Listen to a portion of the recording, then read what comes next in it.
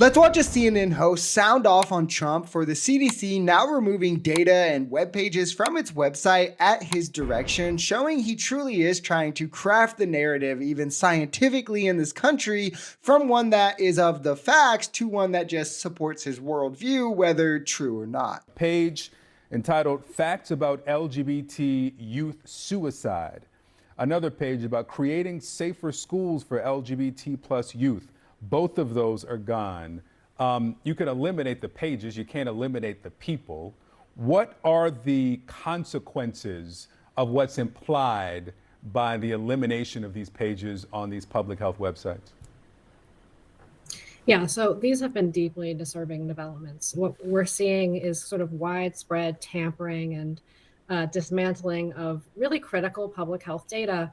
This is happening at the direction of politicos, not scientists. There's a reason why these data were collected. They're critically important for health agencies, particularly in our communities, to know how to protect us. And that part she spoke to at the end is core here, in my opinion. It's political pundits who are making these decisions, not scientists. It's not doctors making these decisions anymore. It's the government. Why is the party of small government wanting government overreach this much? It's almost like they're all hypocrites, of whom, by the way, these doctors and scientists were the ones doing it prior to this. This is not the norm. But now, because certain things might be inconvenient to MAGA's worldview and their narratives, having knowledge or expertise no longer matters. From the party that merit and, wanting to destroy DEI as well, might I point out. It sets a scary precedent where, again, the president, it's the government really, big government, but consolidated under the president, is having this overarching power in ways that he never has before, where even science now is going to be shaped by which political party is in office.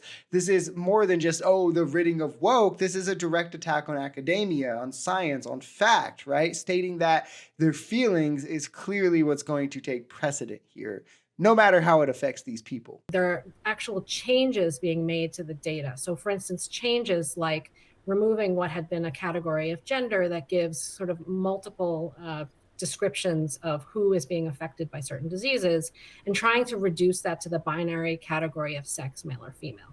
Now, for people who aren't epidemiologists, that might not seem like a big deal, but there is a reason why public health professionals have been wanting those more granular data, because they help us better understand what is happening in our communities and understand who we have to reach out to in order to make our communities safer.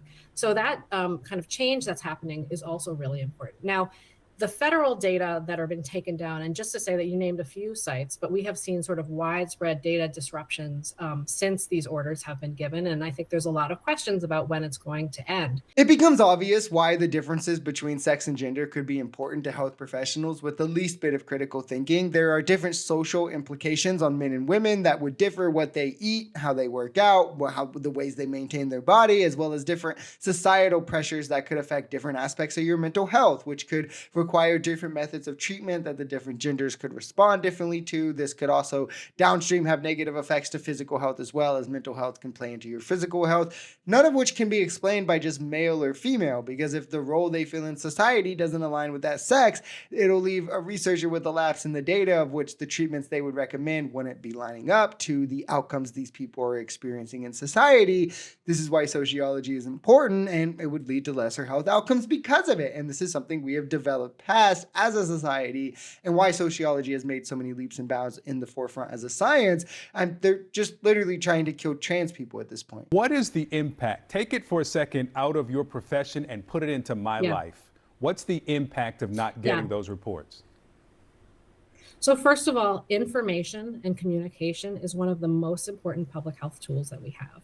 And it's not just the reports that are not coming out. It's also the fact that our health agencies have been unable to get on calls with our state and local health officials. They have been unable to share really important information about what's happening not only in the United States, but the rest of the world, the things that could be coming to our communities to affect us. Why is that important? Well, right now we have multiple ongoing, very concerning, and in some cases deadly outbreaks happening, not just here in the United States, but in the rest of the world. So there's been avian influenza, which is a really concerning situation that we need minute-to-minute information on. There's also in the United States one of the largest tuberculosis outbreaks happening. It's happening in the American heartland. We need to know what's going on with that. Across the pond, as it were, there are multiple viral hemorrhagic fever virus outbreaks, things like Ebola and Marburg virus, deadly viruses.